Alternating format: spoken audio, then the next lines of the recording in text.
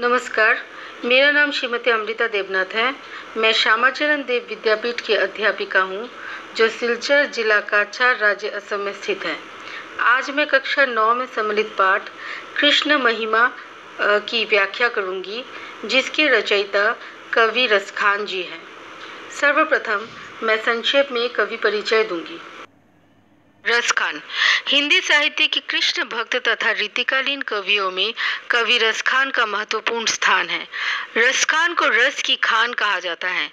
कवि रसखान कृष्ण के भक्त थे और प्रभु श्री कृष्ण के सगुण और निर्गुण निराकार रूप के उपासक थे। भारतेंदु हरिश्चंद्र के मत में रसखान का नाम भक्तिकालीन मुसलमान कवियों में सर्वोपरि है। इनका पूरा नाम सैयद इब्राहिम रसखान था। कहा जाता है 1533 ईस्वी के आसपास आपका जन्म हुआ था और 1618 ईस्वी को आपकी मृत्यु हुई थी। इनकी भाषा ब्रज, फारसी और सहज हिंदी थी, जिसमें सहजता, मधुरता और सरसता सर्वत्र विराजमान है। कवि रसखान की 4 प्रमुख रचनाएं मानी जाती हैं: सुजान रसखान, प्रेम वाटिका, दान लीला और अष्टयाम।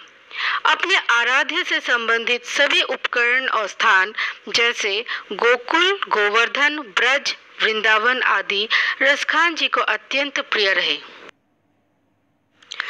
कृष्ण महिमा शीर्षक के अंतर्गत संकलित चारों छंद सुजान रसखान के से लिए गए हैं। इन चारों छंदों से कृष्ण भक्ति की महिमा ही प्रकट हुई है। मानुष हो तो वही रसखान बसो, ब्रज गोकुल गाँव के ग्वारन। जो पशु हो तो कहा बसो मेरो, चरो नित नंद की धेनु मझारन। पाहन हो तो वही गिरी को, जो धर्यो कर छत्र पुरंदर धारन। जो खग हो तो बसेरो करो, मिली कालिंदी कुल कदम की डारन। प्रथम छंद में अपने आराध्य कृष्ण के सानिध्य में रहने की कवि की गहरी इच्छा के संकेत मिलते हैं। रसखान जी कहते हैं कि हे प्रभु, यदि आप मुझे मनुष्य की योनि देते हैं तो मेरा जन्म गोकुल की पवित्र भूमि में हो, जहाँ मैं गांव के ग्वालों के साथ रह सकूं। यदि मेरा जन्म पशु योनि में हो तो मेरी इच्छा है कि मैं नंद की गायों के मध्य रह सकूं। यदि मैं पत्थर बनता हूँ तो मैं उस गोवर्धन पहाड़ का अंश बनना चाहता हूँ, जिसे श्री कृष्ण ने इंद्र के अहंकार का नाश करने के लिए अपने हाथ की तर्जनी पर छत्र के समान धारण किया था। यदि मेरा जन्म पक्षी के रूप में हो तो मेरा बसेरा उस पवित्र गांव की यमुना नदी के किनारे स्थित कदम की डालियों में हो, जहां श्री कृष्ण बैठकर बंसी बजाते थे। या लकुटी अरु कामरिया पर राजतिहुपुर को ताजी डारो। 8 हु सिद्धि नवो निधि को सुख, नंद की गाय चराई बिसारो।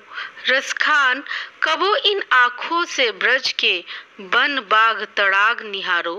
कोटि खो कलधौत के धाम, करील के कुंजन ऊपर वारो।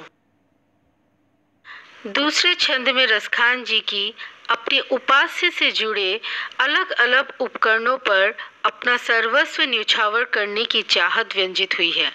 वे कहते हैं कि हे कृष्ण, आपके दर्शन हेतु मैं तीनों लोकों का राजपाट त्याग कर ग्वालों की भांति सिर्फ छड़ी और कंबल लेकर निकल जाना चाहता हूँ। मौका मिले तो 8 सिद्धि और कुबेर के 9 निधियों का सुख त्याग कर खुशी खुशी नंद के गायों को चराना चाहूँगा।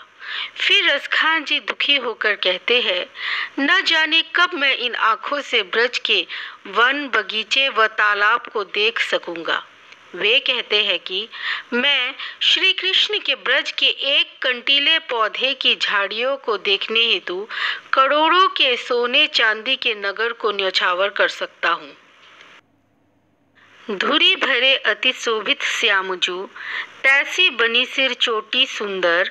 खेलत खात फिरे अंगना पग, पैंजनी बाजती पीरी कछोटी। वाह छवि को रसखानी बिलोकत, वारद काम कलानिधि कोटि। काग के भाग कहा कहिए, हारी हाथ सो ले गयो माखन रोटी।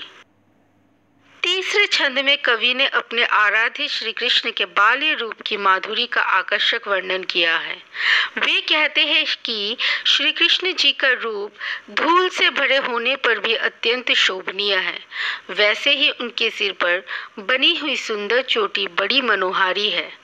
पीली धोती धारण किए हुए और पाँव में पाजेब बजाते हुए कन्हैया पूरे आंगन में खाते खेलते हुए विचरण कर रहे हैं। रसखान जी कहते हैं कि वे उनके इस मनमोहक रूप को देखने के लिए करोड़ों चंद्रमा की चांदनी और कामदेव के सौंदर्य को भी न्यौछावर करने को प्रस्तुत है। कवि कहते हैं कि उस कौवे का भाग्य अधिक सराहनीय है जो हरि के हाथों से माखन रोटी लेकर उड़ गया है।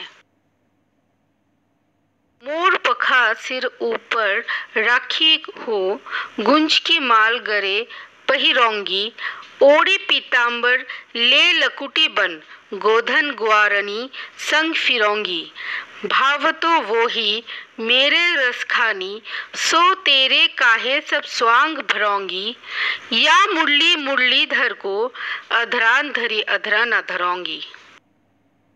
चौथे छंद में कवि की गोपी भाव से अपने उपास्य कृष्ण की तरह ही वेश धारण करने की तीव्र चाहत प्रकट हुई है। वे श्री कृष्ण का प्रेम पाने हेतु सभी तरह के स्वांग करने को तैयार है।